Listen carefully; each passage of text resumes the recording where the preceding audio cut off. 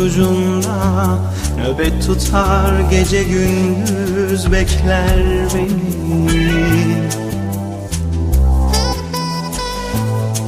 Düşlerim var benim, hayallerim var, fikrim derya deniz fikrim geri getirir seni. Ne eserim ne yarım, dururum mateme dilsiz dağ gibi.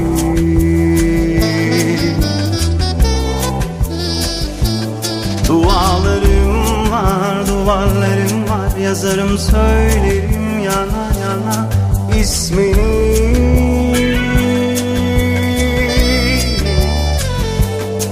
Yarıda kaldı şarkılar aman, bu yarayla deva değil zaman. Ateş düştü yeri yakar, bu düzeni bozuk dünya yalan. Ötme bülbül ötme, cana yazda kışta, sen gülü terk etme, şarkılar şiirler yazsa. Ötme bülbül ötme, cana yazda kışta, sen gülü terk etme, şarkılar şiirler yazsa. Yarıda kaldı şarkılar aman, bu yaraya deva değil zaman. Ateş düştü yeri yakar, bu düzeni bozuk dünya yalan.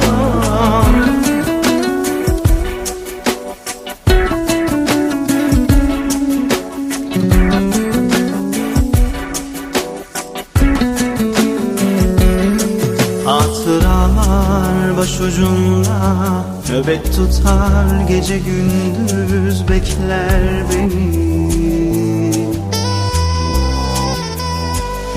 Düşlerim var benim, hayallerim var, fikrim derya deniz fikrim geri getirir seni. Ne eserim ne yarım, dururum mateme dilsiz dağ gibi. Dualarım var, duvarlarım var, yazarım söylerim yana yana ismini.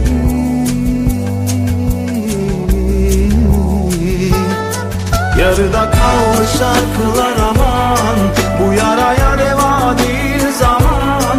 Ateş düştü yeri yakar, bu düzeni bozuk dünya yalan.